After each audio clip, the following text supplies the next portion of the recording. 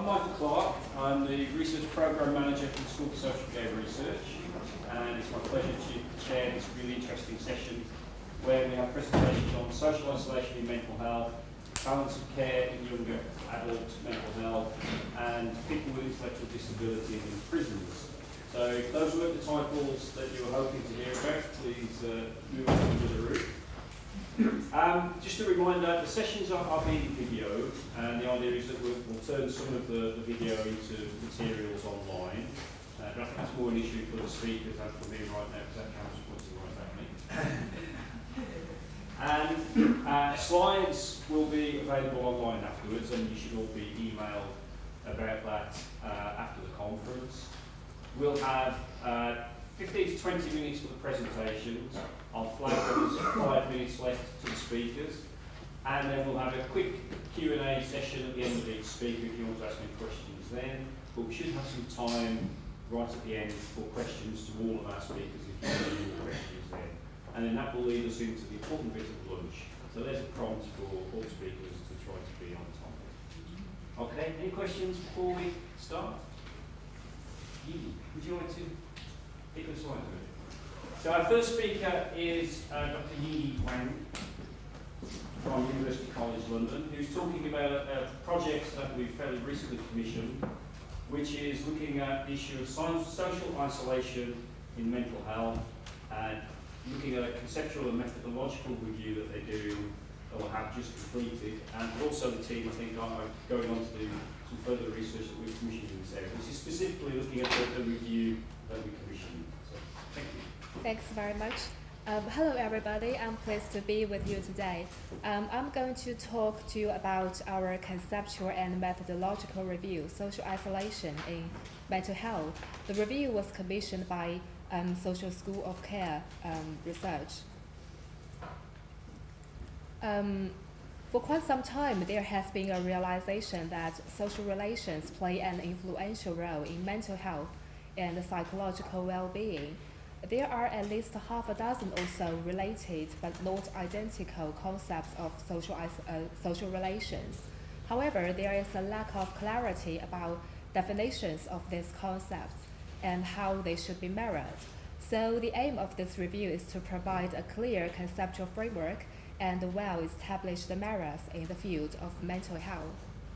The overall approach of our review is an iterative and consultative strategy, consulting experts, searching electronic databases, and then more consultation or validation to identify any further relevant concepts.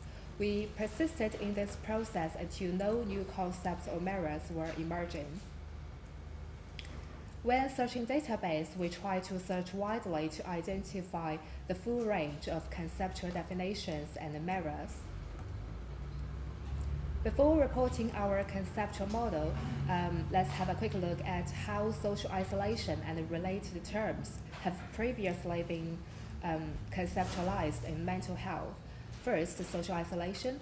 5 aspects of social isolation have been proposed: number of contacts, feeling of belonging, fulfilling relationships, engagement with others, and the quality of network members. Some other researchers also distinguished the 2 domains of social isolation: external and internal characteristics. Both models of social isolation include objective social contact and subjective perceived adequacy of contact. Loneliness.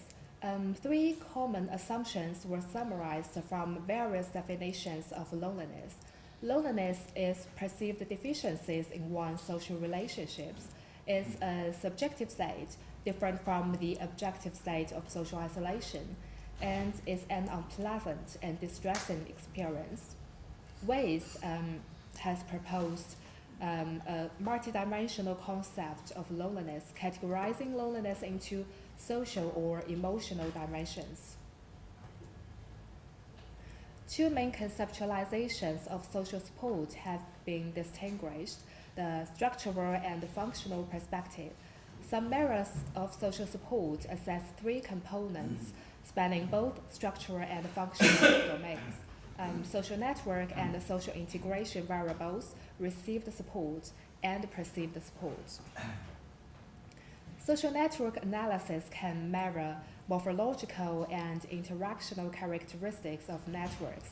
Morphological characteristics refer to quantitative properties of a network. Interactional characteristics, on the other hand, refer to the nature of relationships.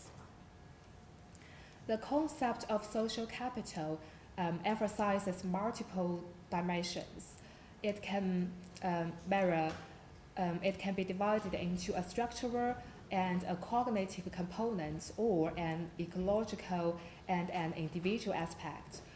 The other two components of social capital have also been proposed: bonding social capital and bridging social capital.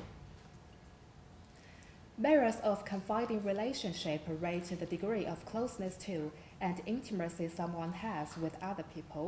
For example, intimate relationships with a spouse or with a friend who was seen on a regular basis and could be relied on to give advice were considered good confidants. Alienation was defined as the feeling of disconnectedness from social settings, such that the individual views his or her relationships from social contexts as no longer tenable. Among its multiple dimensions, interpersonal alienation is of most relevance to our review. The review of the conceptual definitions enabled us to generate a conceptual model of social isolation and related terms. We try to make the model sufficiently comprehensive to include all the elements of current conceptualizations. This is our resulting conceptual map. 5 conceptual domains were proposed: network quantity, network structure, network quality, appraisal of relationships emotional, and appraisal of relationships resources. This table summarizes how these 5 domains map on to existing conceptual terms. Network quantity refers to quantitative social contact, for example, the number of people in someone's social network, and number or frequency of social contacts over a period of time. Network structure refers to characteristics of social contacts, for example, how many of the people in someone's social network also know each other, and how many are kin, colleagues, or mental health staff. Network quality, this domain includes the quality of specific important relationships, for example, with partner or parents. It also includes the qualitative information about all someone's social contacts, for example, rating how many of the people in someone's social contact are friends, could be confided in, could be missed. Appraisal of relationships emotional refers to someone's overall appraisal of the perceived adequacy or impact of their relationships, for example, loneliness or emotional social support. This dimension does not directly relate to the specific individual relationships. Appraisal of relationships resources refers to someone's overall appraisal of their access to resources or the perceived connectedness due to their relationships, for example, the tangible social support. Our 5 domains enable 3 important distinctions to be made: objective versus perceived qualities of someone's social relations. Network quantity and structure domains provide externally observable or verifiable information about the number and structure of someone's social relations.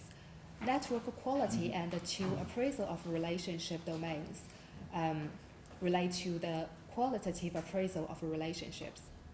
Individual versus overall relationships. The 3 network domains relate to the quantity or quality of individual relationships. On the other hand, appraisal of relationships emotional and resources relate to people's subjective evaluation of their relationships overall without direct reference to specific individuals. Tangible versus intangible support, or practical versus emotional support. Appraisal of relationships emotional refers to perceived companionship, love, and emotional support. Appraisal of a relationship's resources refer to perceived informational or instrumental support. Our proposed 5 conceptual domains excluded 3 categories of elements of existing conceptual terms.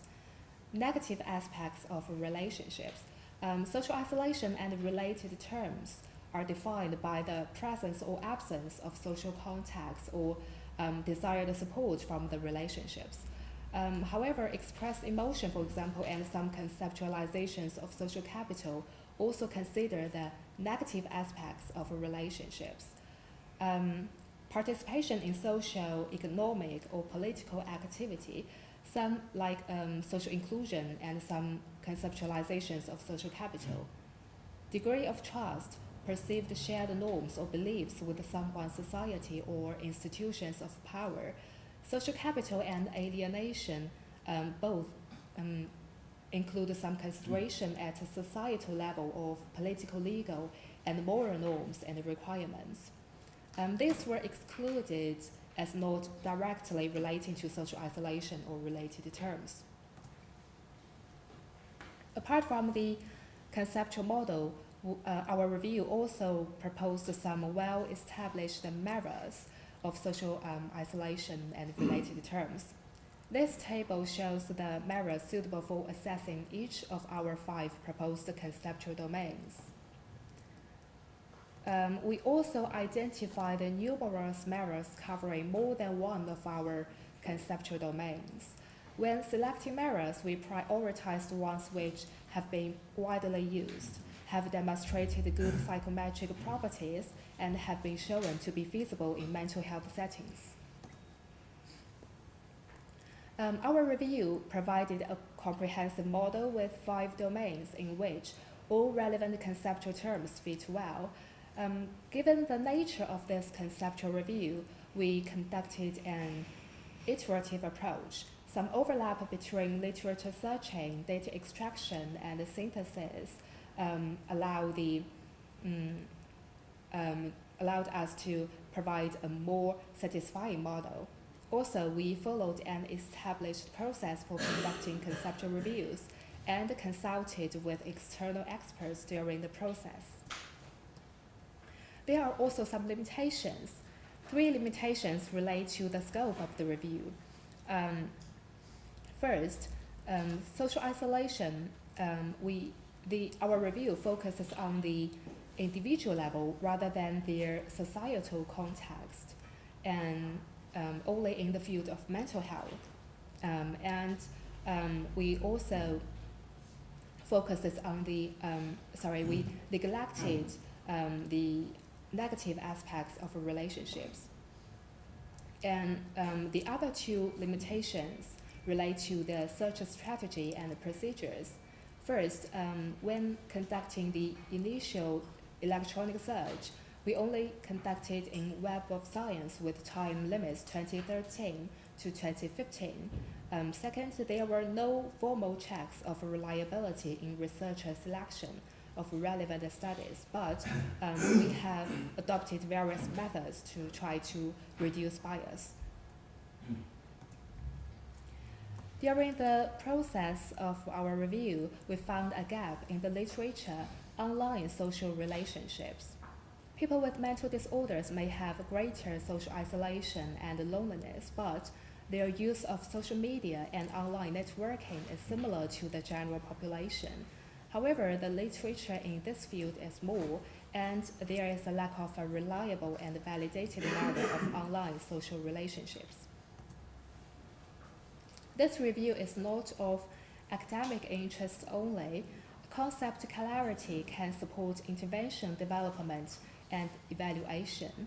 A range of interventions may be required to address different problems relating to social relationships, and further research is needed to understand which aspects of social relations are most important in sustaining good mental health or recovering from mental illness. And a better evidence of effectiveness of social interventions is also needed. Therefore, precision about what exactly is being studied and how best to measure it is essential. This review is part of the program of our work on loneliness in our research group. Other related work include 2 PhD projects, loneliness as a predictor of health outcomes, a current fellowship application, economic costs of loneliness and service users' views on support to alleviate loneliness, 2 master's dissertation projects, mental health staff's views on loneliness among service users. And we are pleased to be starting a pilot intervention study funded by SSCR, the Community Navigator Study.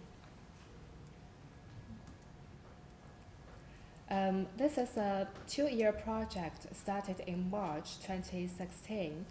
The study will comprise development and initial testing of a program of support from community navigators to reduce loneliness for people with depression and anxiety using secondary mental health services.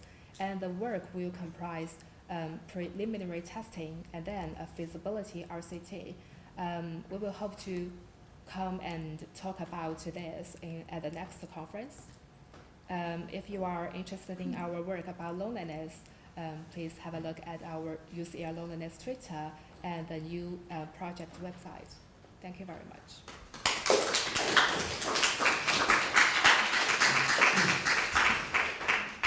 Do you have any questions?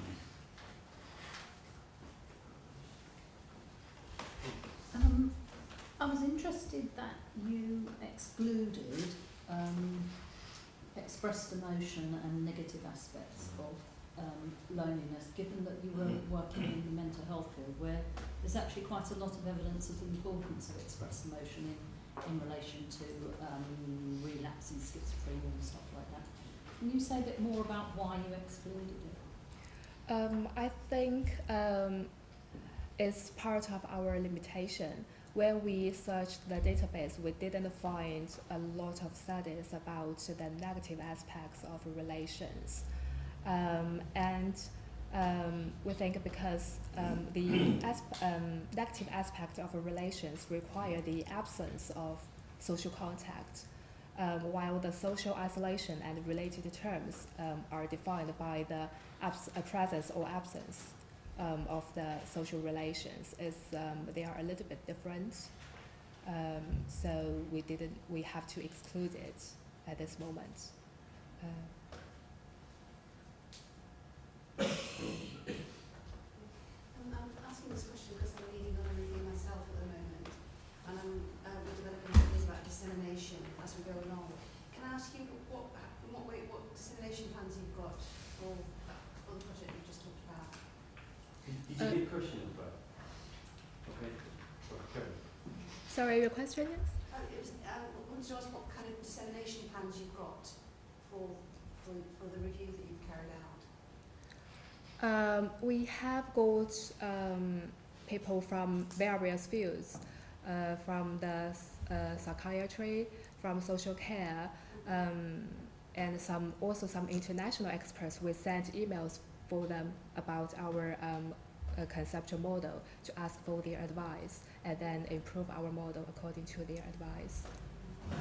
So yes, people from various fields. Thank you. Any more questions? I don't think the review is published yet, is it? No, it's still under peer review. I think it's gone past that. It should be out soon on the SSCR website. So hopefully. Were any people, sort of experts by experience, involved with designing that model at all? What's the experience? Yeah. Service lived users, experts by experience. Basically, the model was designed by Brain and Domenico and me, and we also presented this model, the draft of the model, in the conference towards some experts from different areas. And we designed this model by checking the match of the conceptual terms into our model, and also some advice from the experts. So we finally got this model.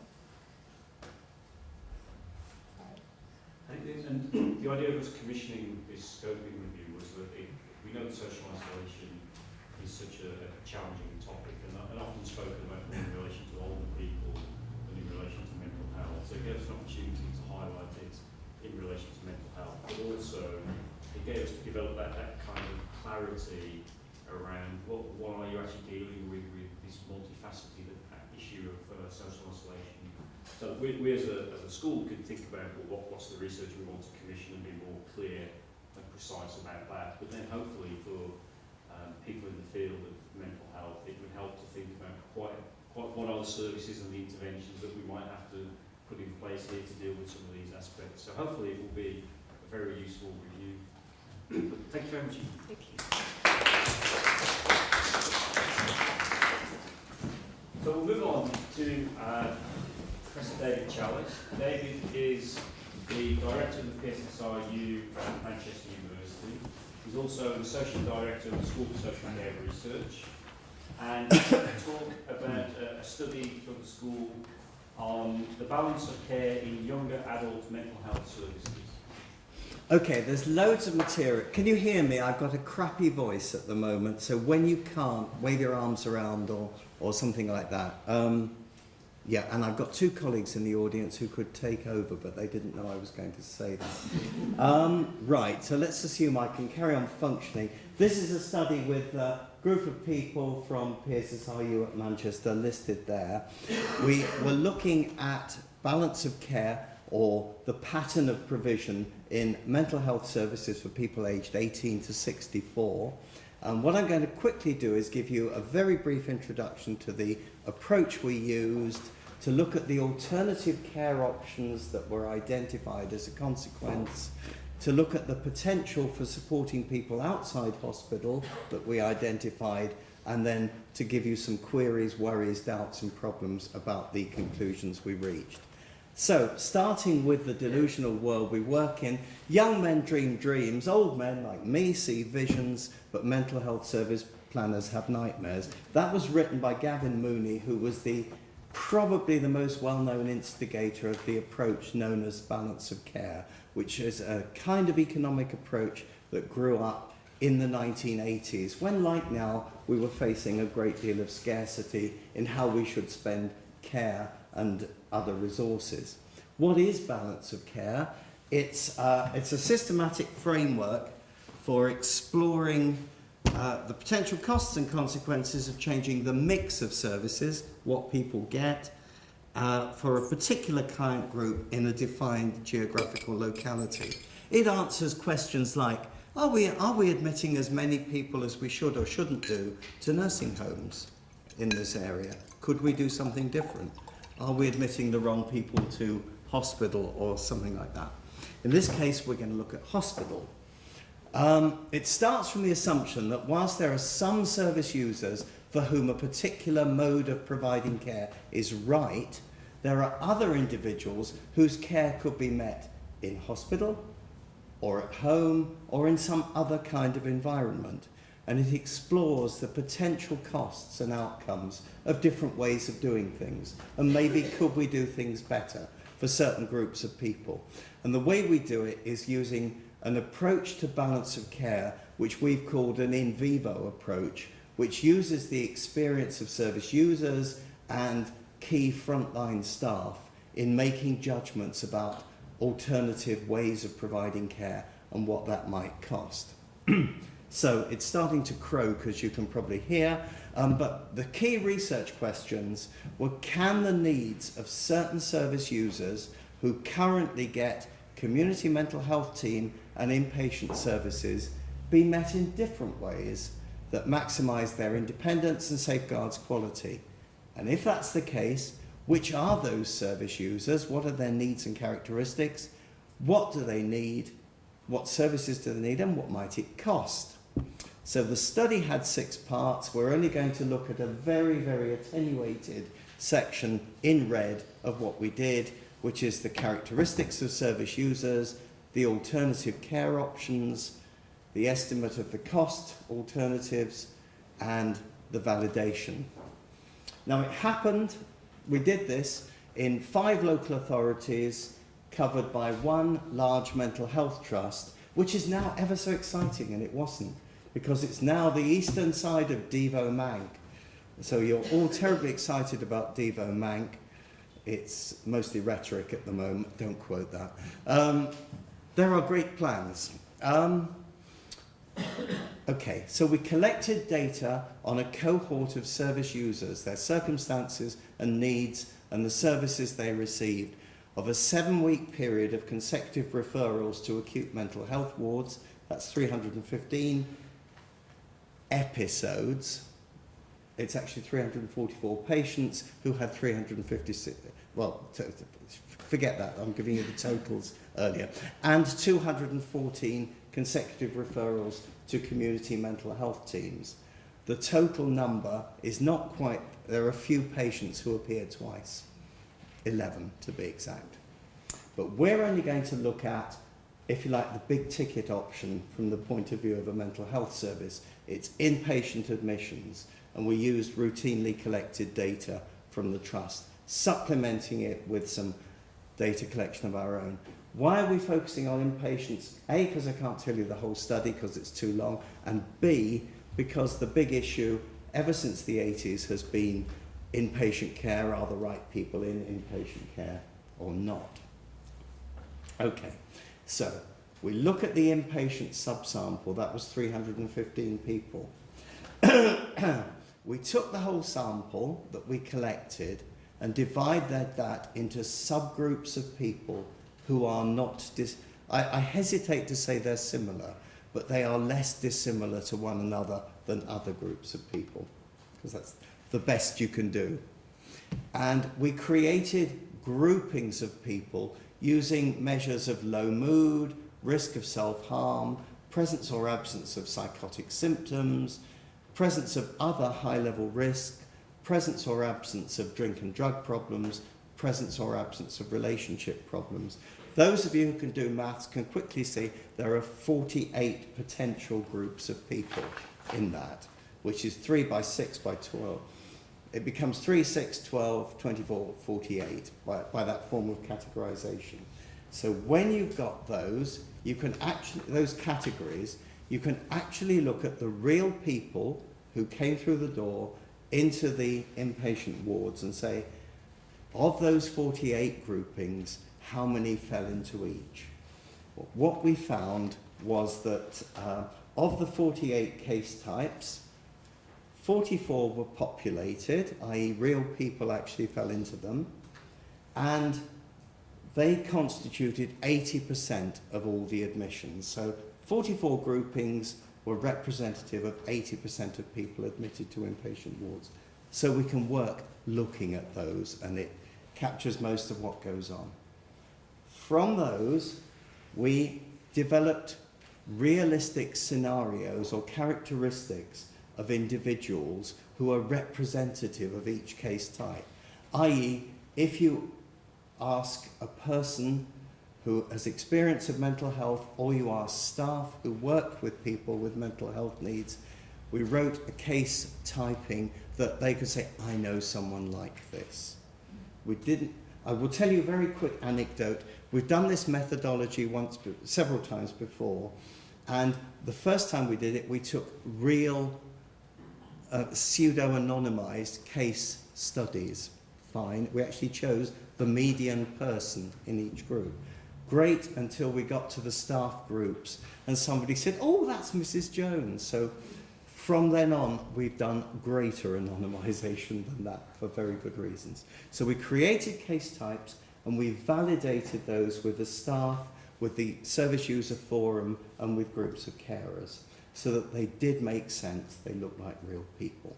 So we ended up with a group of case types, and each represented by a story, as you can kind of see in that. And the story is the little case history that appears there.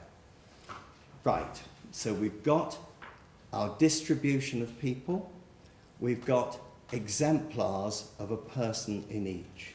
Now we're looking at the inpatient grouping. And with them, we held a series of care planning workshops with staff, with users and carers, and identified where each of the people in each case group who was admitted to an inpatient ward would be best cared for. Now, some people, they say, definitely needs to be in the ward. Maybe needs to be in a ward, definitely shouldn't be.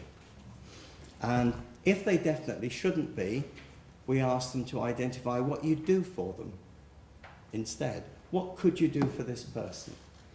And we did it with 58 staff, 12 carers and 5 service users in total. So obviously the numbers, because they were more accessible, but it was everybody was represented. So we now focus on those who were admitted to inpatient beds, which was 17 out of the 44 case types were people who were admitted. And they broke down into 4 groups. People thought definitely should be in the community. Absolutely, definitely, no debate. 4 of them, on balance, most people thought they should be in the community. 2 of them, it was kind of mixed, 50-50. 3 of them probably should be inpatients, and 4 of them definitely should be inpatients. So we've got a nice distribution there of options. And so we then asked people to think about what you do. Just to give you a quick picture, definitely appropriate for community were people, for example, with mild to moderate depression, guilt, hopelessness, eating disorders, mild symptoms of a diagnosed personality disorder, or people with a long-term standing schizophrenic condition who had recently deteriorated in response to life stressors. Importantly, these people were relatively engaged with services. They were fairly adherent with their medication. They didn't seem to be at high risk. They had no history of substance abuse and had fairly settled social circumstances.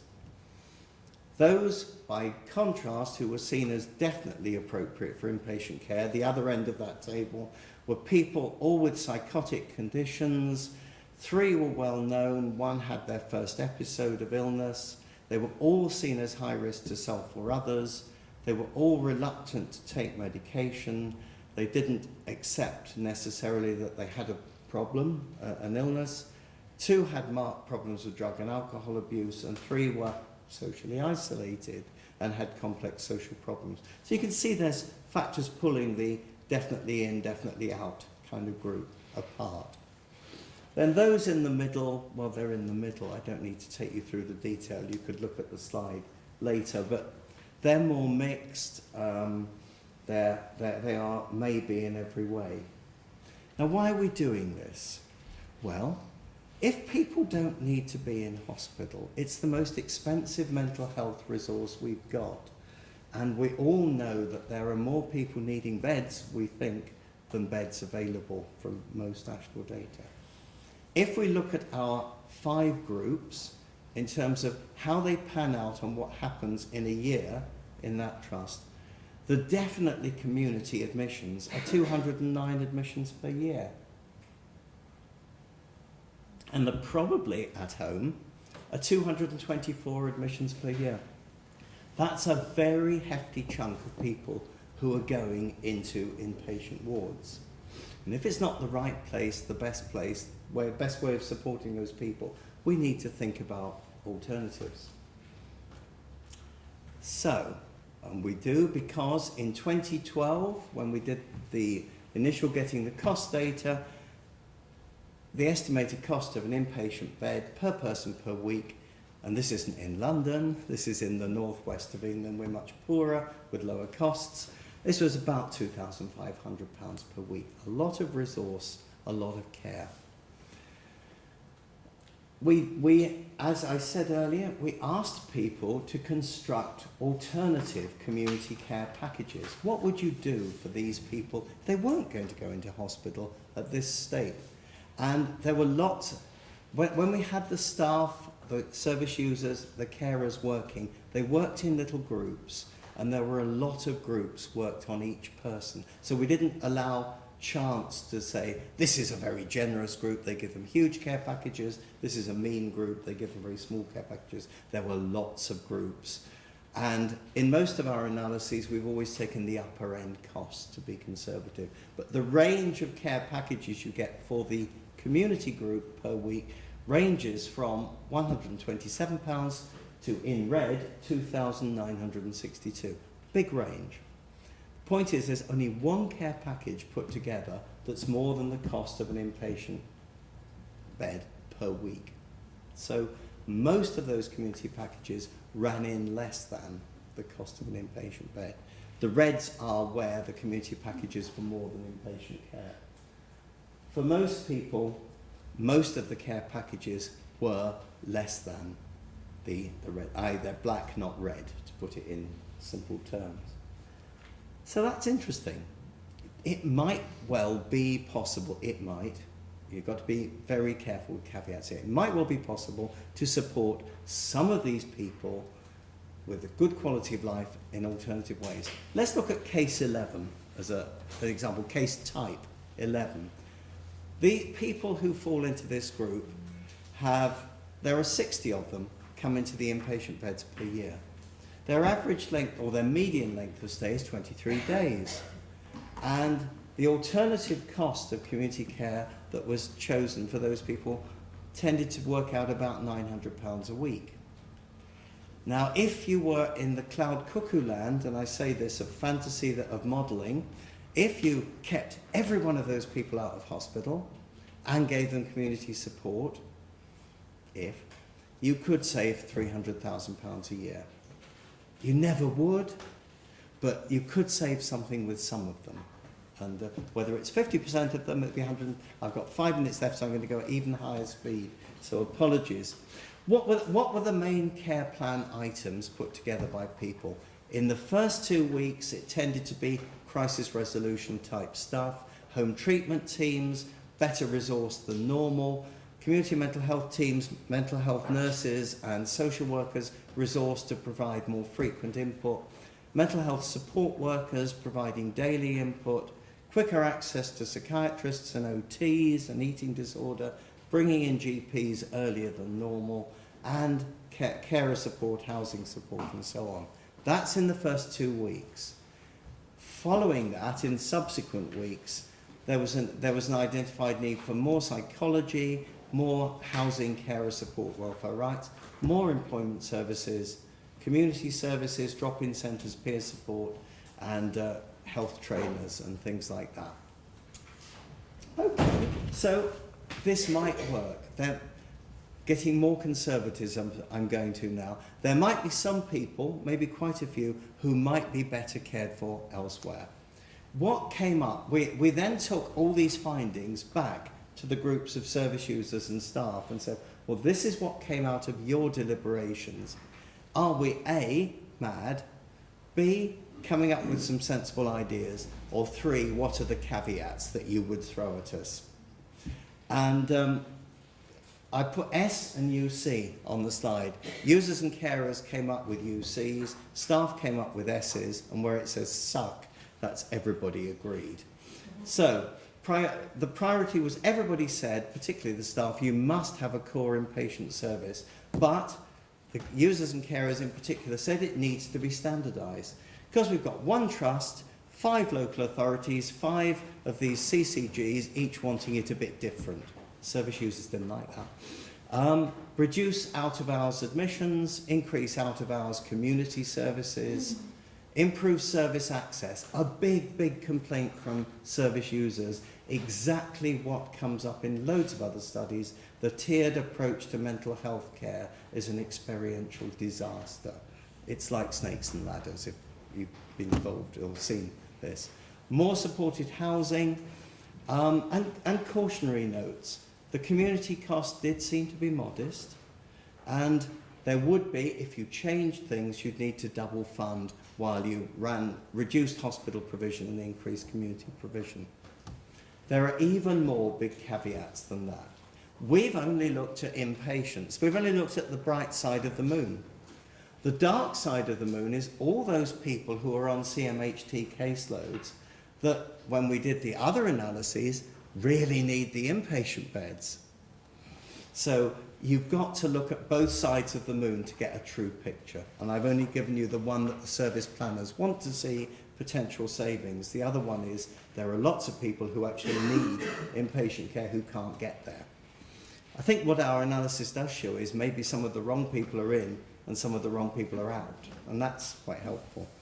You have to remember too, if you did the changes we identified, that the unit costs would increase in both community and hospital, because we'd be upping the average level of need in the community by keeping more people out, so there'd be more costs in the community, and by only getting the right people into hospital, effectively there'd be more demands from them, and probably hospital costs might well increase too.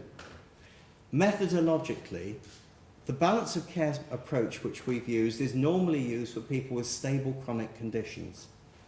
And we're using it where people have fluctuating needs. So it's an interesting methodological issue. You notice that costs would shift from healthcare to social care. Of course, it's all going to be wonderful in Devo Mank because it's all going to be integrated, and there's no conflict around that anymore, is there? There are difficulties in releasing monies from inpatient care because it's chunky, it's measured in wards or half wards, and there's definitely a need for more carer support services.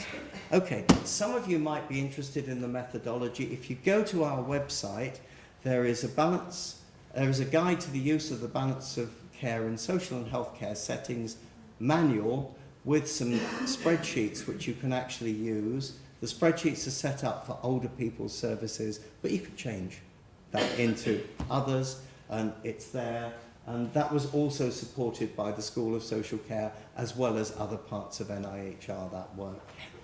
And finally, not guilty, this was NIHR funded, supported. So thank you. And I'm sorry it was too fast. Okay, do we have any questions for David about his full move? Hi, I've got, I guess, three concerns about the study. Most of them relate to the methodology. I mean, firstly, I think you mentioned that you had only 5 service users involved, which seems really low considering you've got 48 categorisations and 44 of which you use, so not even one per type. So I'd be worried as to whether they really had a voice. Second, I guess, I think you're onto something with this balance of care methodology, but I do think it's restrictive in the sense it's looking at existing services, and I think there's huge gaps. So it's either community on the one hand or inpatient on the other. Actually, I think there's a range of new options which obviously can't take account of. And thirdly, having worked in the NHS and many other healthcare organisations, I'd be concerned about the bias that individuals involved in the study might have. There's this kind of sort of push at the moment that inpatient is bad because it's costly and so forth, and all the rhetoric around it. And community is good, and I wonder whether that was a feature in people's decision making when they were looking at where they put people. Well, one, I've never been an advocate of pathological communitarianism. It's a nasty syndrome in its own right. It's not that inpatient's good, it's probably that we're not using our inpatient beds to best effect to help people is what comes out of this. And that's really important. If the wrong people are getting the wrong help, then that is bad. Secondly, I think the engagement of our service user forum was bigger than the 5. There were 5 involved in that, but there was a big service user forum of over 30 people who were engaged in the validation process, and they were utterly brilliant, and the process of managing that was actually led by our team of service user advisors, so they ran the subgroups with the service user forum. So you had probably 35 service users involved in total. So I maybe gave the wrong impression because there were different groups at different times. It was big service user involvement. My colleague Jane, who's cross with me for giving the wrong impression, is waving her hand. So you either talk to Jane after or let Jane say her piece now about what I said wrong. We've all got voice disorders in our group. There's one more question. Yeah. How does your clusters relate to the the NHS clustering shows us enormous amounts of money is being spent on clustering people? Well, they don't, is the first thing. They actually relate to real people. When we looked, I mean, we can have a long chat outside. When we looked at the mental health clusters, we thought they were very problematic based on poor evidence, and we thought this might well be more useful because they're much more represented in people's lives, patients I have seen and tried to help, which the clusters don't. They often don't have diagnosed. They're a bit funny, some of those cluster categorizations. And they're not even ISO-resource homogeneous, which makes them really flawed. But we could have that debate outside if... I think we're going to have to move on. David? Cheers.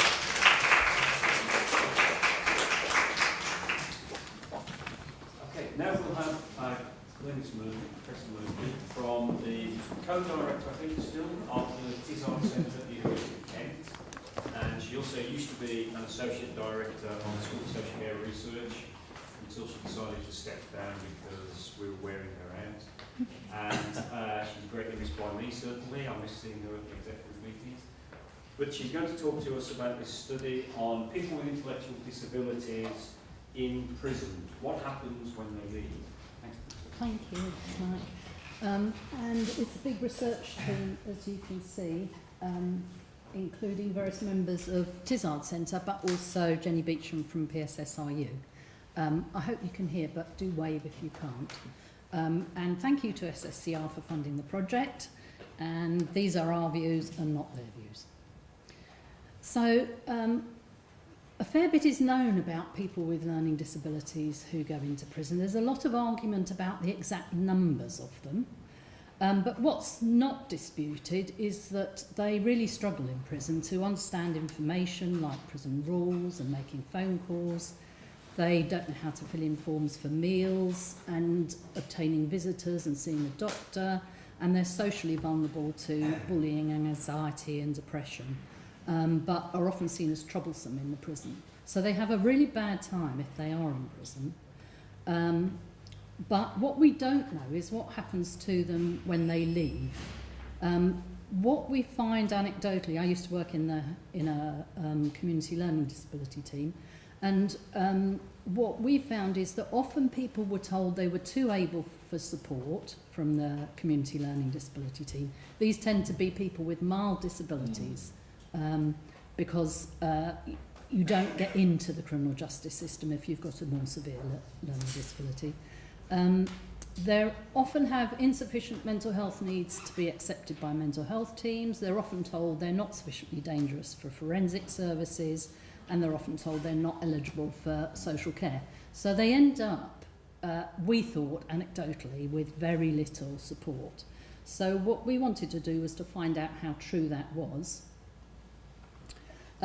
So we wanted to know what happens to people with learning disability after they leave prison. Do they get social care or health care or probation service support? And how does that affect their mood, their behaviour, their quality of life and the risk of reoffending? And we also wanted to know about the costs of the various kinds of support that they get. I won't be able to tell you about the costs today because Jenny Beecham is still crunching the numbers for that. Now the plan was to work with 3 prisons and their associated NHS trusts. And that plan was based on a prior project I was involved in with the Department of Health where we screened over 3,000 prisoners for learning disabilities. It worked very well, and the plan was that that screening programme would be rolled out to all prisons, so it would be really easy to find people with learning disabilities. What happened in practice is there was a change of government, learning disability screening in prisons was not rolled out, and so we ended up having to work with a much larger number of prisons and the associated NHS trusts in order to find people, because essentially they were only screening the tip of the iceberg, so people who very obviously had learning disabilities. Our aim was to interview them at 2 time points, so the first time within a month of leaving prison and the second time within 9 months of leaving prison. And we were also inviting care managers or offender managers or staff of some kind to take part in a brief interview. So these were our measures. So for the man screened positive for learning disabilities at time 1 and time 2, we were asking about social networks, service utilisation, quality of life, health and well-being, including measures of anxiety and depression, and reoffending.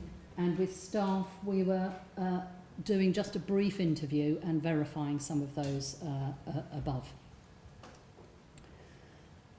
The service user involvement in the project, we worked with a group called Working for Justice. They're people with learning disabilities who have experience of the criminal justice system, and we had 2 other individuals who had learning disabilities and experience of the CJS on our steering committee. And they provided advice to us on what we should include in the interviews, and also help with practical aspects of the study, and we piloted the measures with them as well. Now, we'd hoped to recruit 130 people. In the end, we had 88 referred to the project. Some of them were unsuitable. Occasionally it was because they had no learning disability, but mostly it was because their sentence was too long and they wouldn't have been released before the end of the project. It was, I have to say, it was really difficult recruiting people in prisons, and in retrospect, I'm not sure I would do it again, put it that way.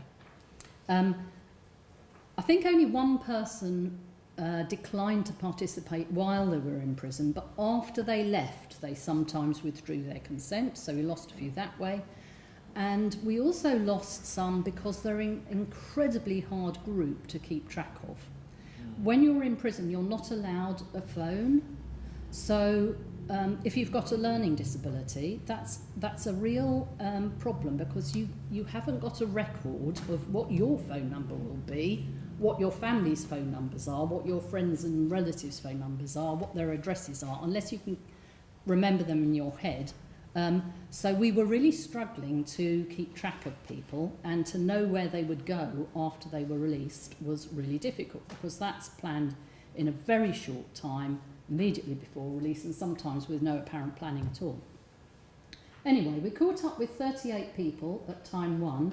Now, we'd intended it to be a month after leaving prison, but because of the difficulties contacting them and finding them, it ended up being, on average, 10 weeks after leaving prison. You can see their mean age there. I should have said they're all men. We decided to select only men because we know there are big differences between men and women in prison. So for homogeneity of the sample, we decided to concentrate on men. Mostly single, mostly white ethnicity. And you can see there their mean social network size, which their mean is much lower than the mean for the general population. And we had rather fewer at time 2, although we're hoping to gather more of those.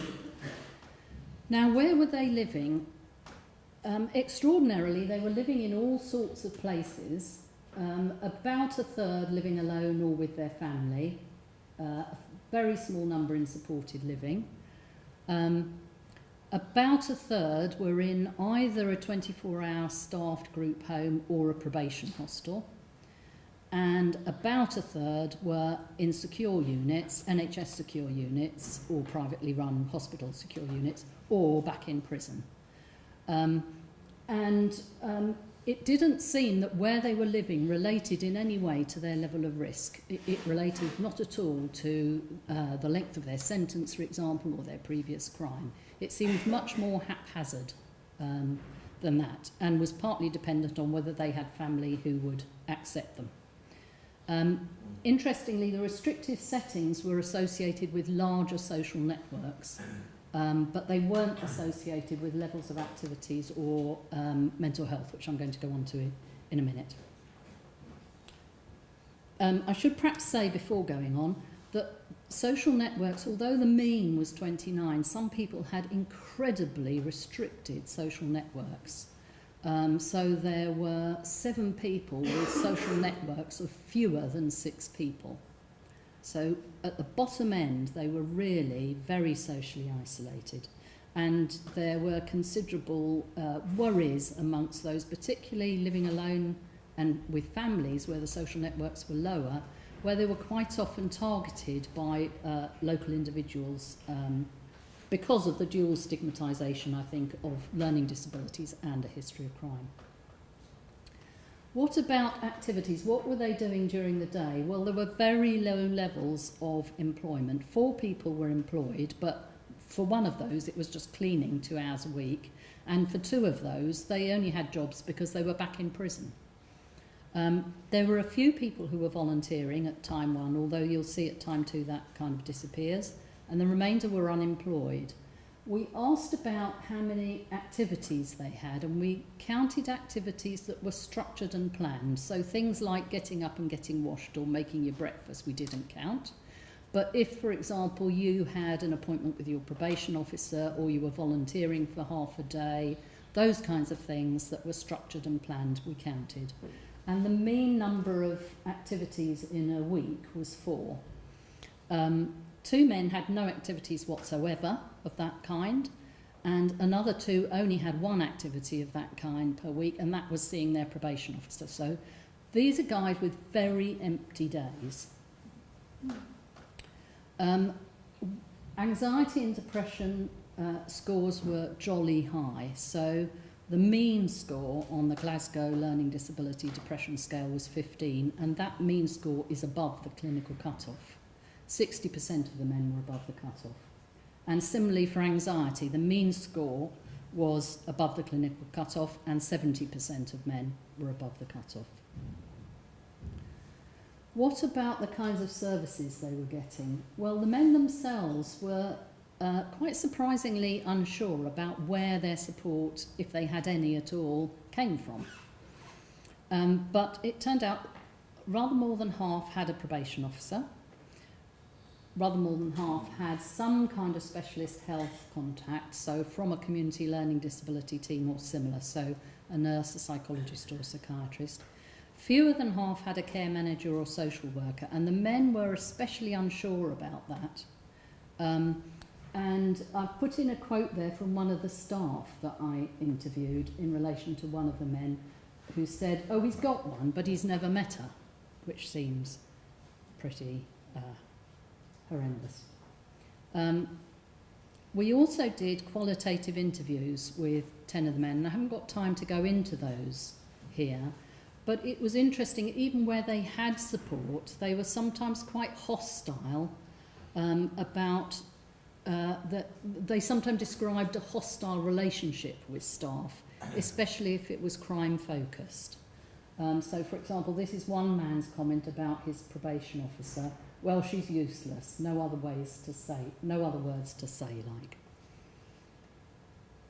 they did sometimes appreciate their support, but what it had to be was very person specific and, on the whole, practical. So, for example, they appreciated people who would help them with their budgeting. What they didn't appreciate was being hauled into the probation office once a week for a 10-minute interview that said, are you engaging in any more crime? And then off you go. That was not what they needed. How many of them had further criminal justice service contacts? Very large numbers. So over half of them had been in contact with the police since leaving prison. 29% of them formally questioned.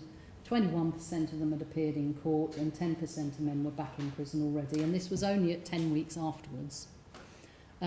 Interestingly, they were significantly less likely to have contacts with the police if they had community health team support, and that wasn't true for probation support or social care support. What about at 9 months? Well, things seem to be, I think, getting worse at 9 months. They were on a downward trajectory. This is a small sample. More of them were living at home, few of them in probation hostels, as you might expect, but more of them back in prison. Social networks had shrunk. Fewer of them were employed and fewer of them doing voluntary work. And the depression and anxiety scores were almost identical. So it seemed to me that there was a downward trajectory on the whole by 9 months. This is the support and contacts they had with Criminal Justice Service at time 2. If anything, there's slightly more support, but also more contacts with the police, and more people being arrested and charged. And on this occasion, no association between the support they were getting and their police contacts, but it is a very small sample.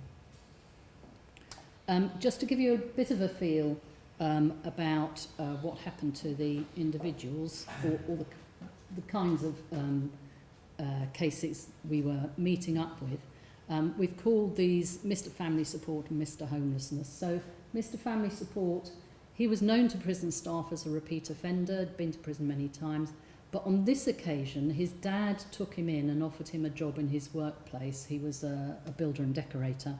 He moved away from his social network to keep out of trouble and hadn't reoffended, and he very clearly identified his father as his key support. Mr. Homelessness, though, and this was typical of many of the people, been in prison a number of times, requested help with accommodation and mental health issues before his release but didn't get any help, remained homeless after a week or two, and sofa surfed amongst friends, struggled with money, arrested 7 times within a month of release, and then eventually back in prison. So conclusions, identifying participants was a major problem for the project. We hadn't foreseen it because we had expected learning disability screening to be rolled out in prison. I'm still trying to persuade NOMS this is the right thing to do, but I have to say I'm not really getting very far. Keeping track of participants was extremely difficult. They are people who wear out family and friends quite often and therefore move on quite often, and so that's really quite difficult. We had a whole lot of strategies I haven't got time to go into for keeping in contact, but we didn't always manage it. And there were very numerous requests for more support from both the participants and from their family members, who were very frustrated about the lack of support and the quality of support that they were getting. So in terms of next steps, we've got the last bit of time 2 data to be analysed and the health economics analysis to do, but clearly this is a very vulnerable group. They very rarely get good enough support. Many of them could work if they were supported to, and that would be likely to reduce reoffending. And so far it seems, this is a rather tentative conclusion given the smallness of the sample, that support from a health team may help to reduce reoffending. Thank you. Thank you, Glenn. Any questions for Glenn? Oh, sorry. Did you interview any of the support workers or caseworkers? Yes, we did, but they were rather brief interviews. We had originally designed a longer interview, but services were so incredibly stretched. I have to say that the time that we were doing this research was most unlucky in that prisons were being reorganised. So, for example, we got agreement from some prisons that they would take part in the study, and then the next week they would pull out because they were told they were going to be closed. Reading Prison was an example. Probation was also being reorganised, so it was being split into National Probation Service and 21 community rehabilitation companies. And staff were incredibly stressed out. So even getting brief interviews from staff was difficult on the whole. But yes, we did have some staff interviews. They we anticipated that they might disagree quite a bit with the service users, but actually we didn't find a lot of disagreement at all. We found they were very much of one mind, and they would have supported the data that I've put on there. And what quality of life measure did you use? We used the Cummins quality of life. I haven't reported it here because it was surprisingly positive and not particularly interesting. The Robert Cummins measure, we used the satisfaction with I think it's 7 areas of your life. And although their ratings were lower than a general population sample, they weren't massively lower. And one of the things Robert Cummings talks about is how we all have this kind of buffering system that allows us to adjust to the horribleness of our lives at any one time on the whole. So I think that's why the quality of life measure doesn't really reflect how difficult their lives were. But I can certainly let you have those data if you want to email me. My email's up there. Yeah, just well done for persevering with the study. It sounds like it's really hard work, but I think vitally important. I just had a quick question around, you said the healthcare intervention made a significant difference. Did you drill down further? Do you know whether that was access to talking therapies or was it more medication geared? It wasn't medication. Okay. We do have the data on that. It certainly wasn't medication. It was most often community nurse support. Mm-hmm. Sometimes it was psychological support. It did vary in different parts of the country. The places it seemed to be best is where there was a forensic learning disability health team, and I don't know if everybody's familiar with those, but they frequently cover a population of about 1 million, and they kind of run across the top of a number of, often 6 or so, community learning disability teams, and they provide that very well informed support for people with this kind of history, because community learning disability team members often say they can't work with these kind of people because they don't know anything about forensic issues. And it seems to help if you have this forensic learning disability team spanning over the top. You don't always need it. Depends a bit on who's in your community learning disability team. But those are the kinds of supports they were getting. It wasn't on the whole medication. What problem did you have in talking to people a month after leaving the prison? In what sense? Until around 10 weeks after. Yes, yeah. It was contacting them. It was really difficult to contact them because we would see them in prison, we would do the consent there, we would take all possible contact numbers from them. Sometimes they couldn't remember their family's phone numbers or addresses. Sometimes they could, but then they'd leave and they'd fall out with their mums within a week and be somewhere else. So you'd ring up the mum and she'd say, oh no, he started off here but he's left, we had an argument or whatever. And then you'd be floundering trying to get contacts for them. Sometimes you could get the contact from the probation officer. Sometimes the probation officers lost contact with them. So it was a real struggle. Once we got at least one mobile number, we were on to a bit of a winner. But these guys, they changed their mobiles like you wouldn't believe. So even when we had a mobile number, sometimes, you couldn't get an answer. So it was a real struggle, and I suspect that our difficulties were a bit like the difficulties of the homelessness project that's presenting, I think, this afternoon in relation to tracking people. It's a real skill, tracking people. And we would ring people up once a month just to keep in contact with them between all the various visits that we were doing, just so that we didn't lose them. I have compared our data to data from Richard Bing, who was doing a health follow-up study for a general population of prisoners leaving prison, and we managed to stay in contact with a lot more of ours than he did with his. I think it's just typical of this population. Once they leave prison, they're really hard to get hold of. Thank you. I think the homelessness study is presenting a discussion about methods this afternoon, but there's also a parallel session on involvement, which I'll be presenting, so don't let that put you off. But I think we're going to have to jump to a close there. I think 3 really fantastic presentations that help in their own way to show how important it is for us to be clear about the issues and the needs, and then that helps us to think about then how the services need to respond to those more clearly.